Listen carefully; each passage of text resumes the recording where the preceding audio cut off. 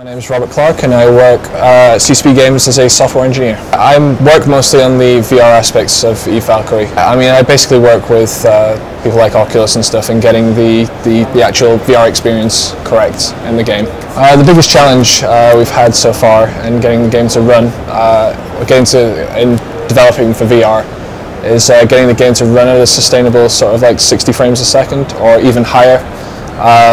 Most games you find will run anything between 30 and 60 frames a second.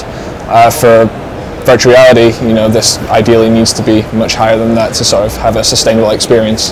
And that's just VR in general. It's across the board.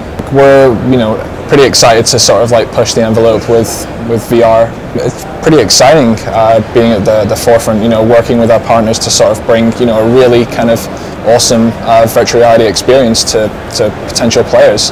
I mean, it's great coming to trade shows like this and just getting people's feedback and really sort of seeing them excited about virtual reality.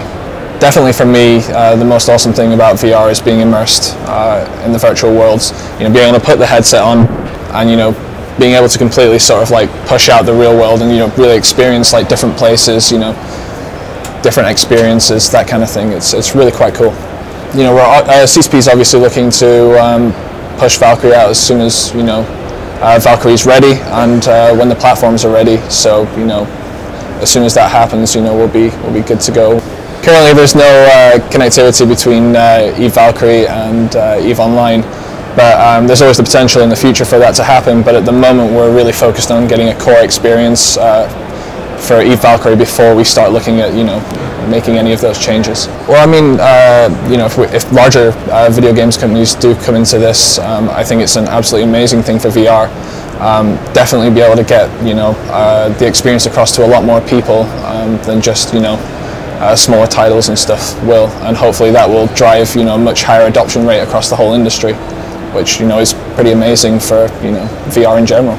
Other industries will definitely benefit from VR, like things like one of the big ones that comes up is architecture.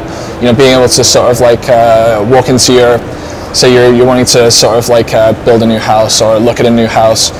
Normally you're looking at pictures or videos and you can't really see that whole sense of scale. But in VR, you can sort of pop on your VR headset, take a look around and go, oh, the top of the roof needs to be a bit higher, or like the walls need to be this color, or these kind of things really aid well to virtual reality.